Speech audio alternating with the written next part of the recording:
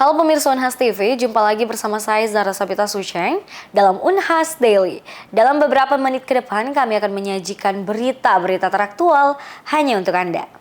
Studi terbaru dari Environmental Science and Technology mengungkapkan negara yang paling banyak menelan mikroplastik. Dari hasil penelitian tersebut, menunjukkan Indonesia berada pada posisi kedua dengan menelan sekitar 13 gram per bulannya. Lantas, seperti apa bahaya mikroplastik ini bagi tubuh? Simak berita selengkapnya untuk Anda. Baru-baru ini dunia kesehatan dikejutkan dengan adanya hasil penelitian dari Environmental Science and Technology yang mengungkap sejumlah negara yang banyak menelan mikroplastik. Indonesia berada pada urutan kedua menelan mikroplastik terbanyak sekitar 13 gram per bulan. Sementara Malaysia yang juga negara tetangga berada pada posisi pertama. Disebutkan bahwa mayoritas limbah itu masuk ke dalam sistem pencernaan manusia melalui sumber akuatik seperti makanan laut ikan. Terlebih Indonesia merupakan negara perairan dan salah satu negara penghasil ikan terbanyak di dunia. Menurut dosen gizi Universitas Hasanuddin, Safrullah, sampah plastik merupakan benda yang sulit terurai. Memerlukan waktu sekitar 10 tahun saat proses penguraian tidak langsung terurai, melainkan terpecah menjadi partikel kecil yang disebut mikroplastik. Inilah yang mengganggu dan dikonsumsi oleh biota laut. Safrullah mengatakan, meskipun 90% mikroplastik yang masuk ke dalam tubuh bisa dikeluarkan melalui feses, namun 10% lainnya dapat terakumulasi dan bisa berbahaya bagi kesehatan tubuh dalam jangka panjang. Beberapa bahaya yang disebutkan Safrullah adalah gangguan pada sistem kekebalan tubuh, gangguan pada sistem pencernaan, gangguan metabolisme tubuh, hingga kanker karena terjadi perubahan fungsi sel yang dipicu oleh paparan intensitas yang tinggi. Masuk ke dalam tubuh kita yang pertama, tentu yang saya katakan tadi bahwa ini akan sangat sukar terurai. Jadi kemudian organ-organ kita yang berfungsi untuk menetralisir benda-benda asing yang ada di dalam tubuh, termasuk diantaranya ginjal yang semestinya bisa mengeluarkan benda-benda yang tidak atau komponen-komponen yang tidak dibutuhkan oleh tubuh, dan juga hati, ini kemudian bisa menyebabkan terjadinya gangguan. Ya.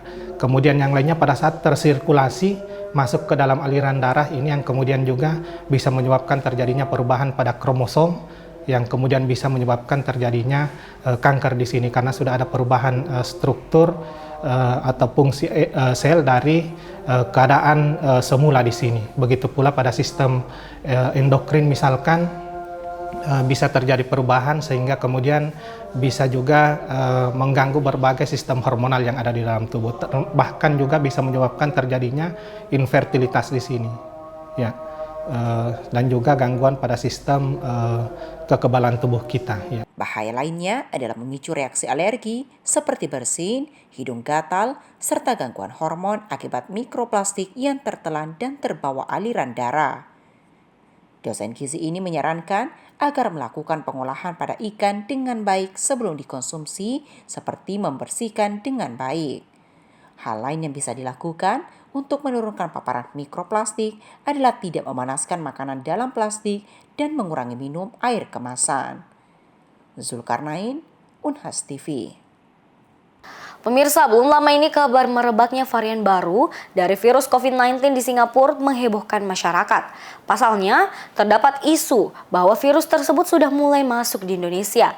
Lantas, seberapa besar tingkat penularan virus tersebut? Berikut berita selengkapnya untuk Anda. Belum lama ini terjadi lonjakan kasus COVID-19 di Singapura yang cukup menghebohkan. Varian baru yang disebut Flirt menjadi perhatian utama. Menurut laporan dari CNBC Indonesia dan data dari Kementerian Kesehatan Singapura, pada periode 5 hingga 11 Mei, kasus COVID-19 di Singapura meningkat 2 kali lipat menjadi 25.900 kasus. Varian KP1 dan KP2 termasuk dalam kelompok varian Flirt, yang secara teknis merupakan keturunan dari JN1, sebuah cabang dari varian Omicron. Varian ini awalnya terdeteksi di India dan telah menyebar sampai ke Singapura.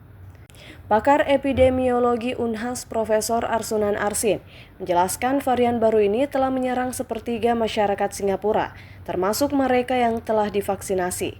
Bahkan dikabarkan bahwa varian ini sudah masuk ke Indonesia. Profesor Arsunan mengungkapkan bahwa ke depan masyarakat harus lebih berhati-hati, seperti saat pandemi COVID-19 sebelumnya.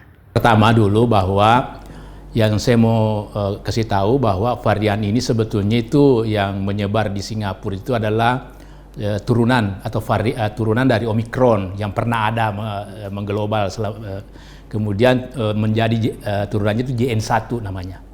Nah JN1 ini lagi derivatnya lagi KP1 dan KP2. Nah yang banyak sekarang di Singapura itu KP2 itu. Artinya virus ini memang tadinya terdeteksi awal di India, tapi sampai di Amerika sekarang di Singapura.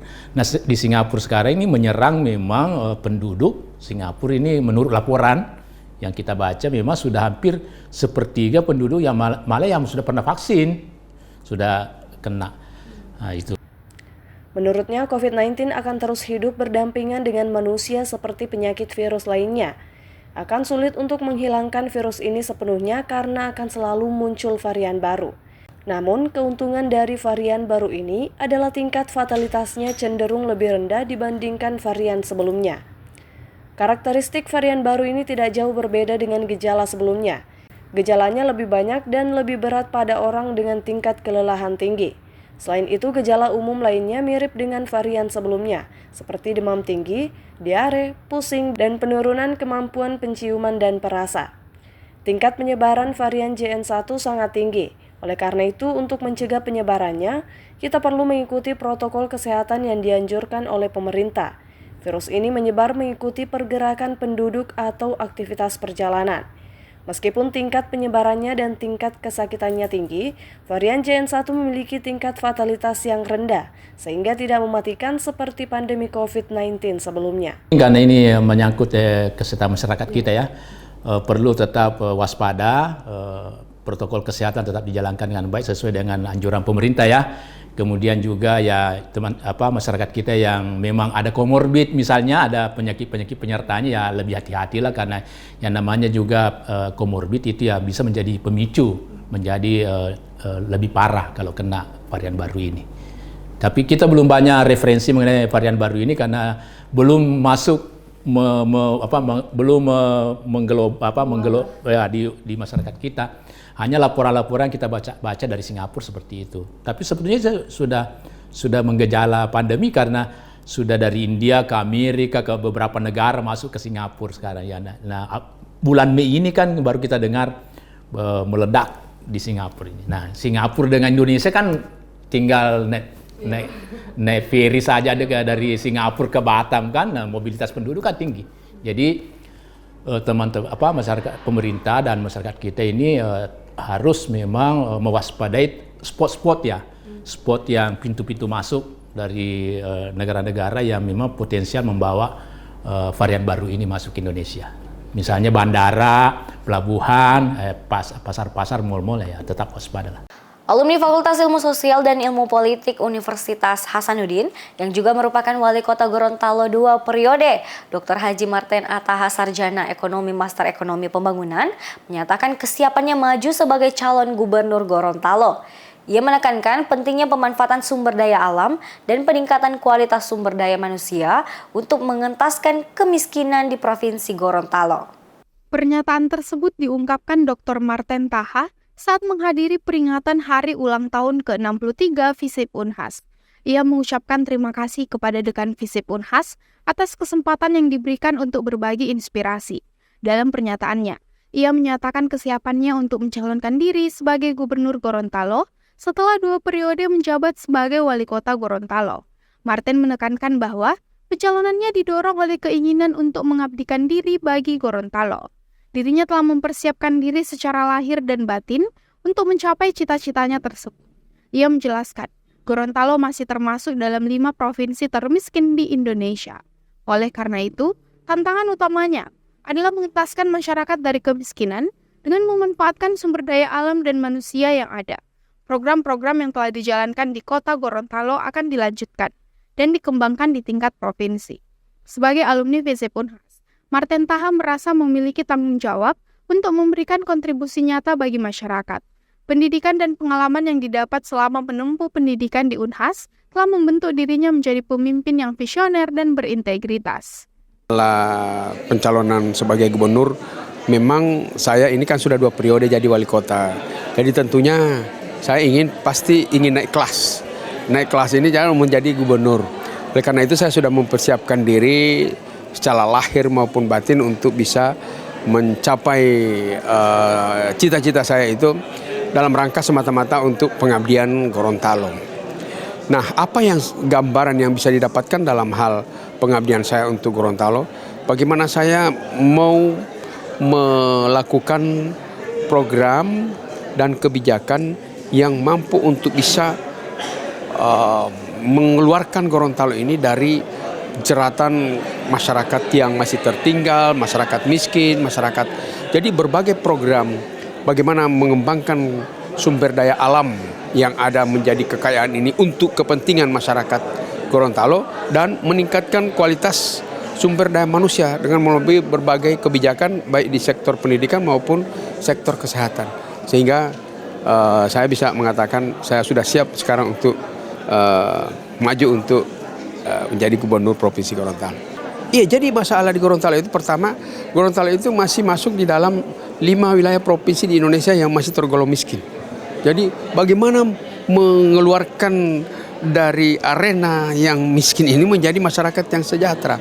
Jadi ini yang menjadi tantangan. Apa?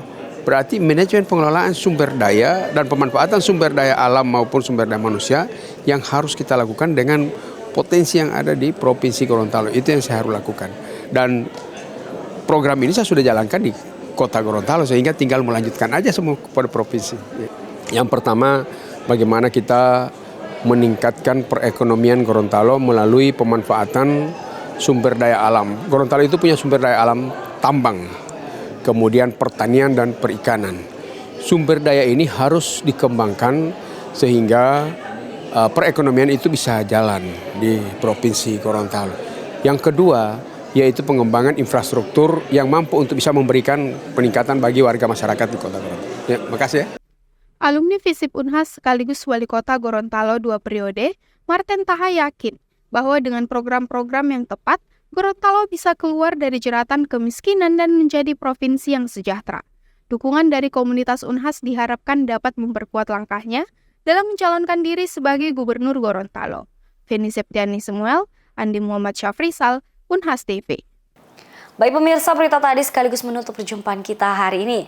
Jangan lupa untuk terus saksikan Unhas Daily hanya di Unhas TV. Saya Zara Sabita Suceng beserta kru yang bertugas, pamit undur diri dan sampai jumpa.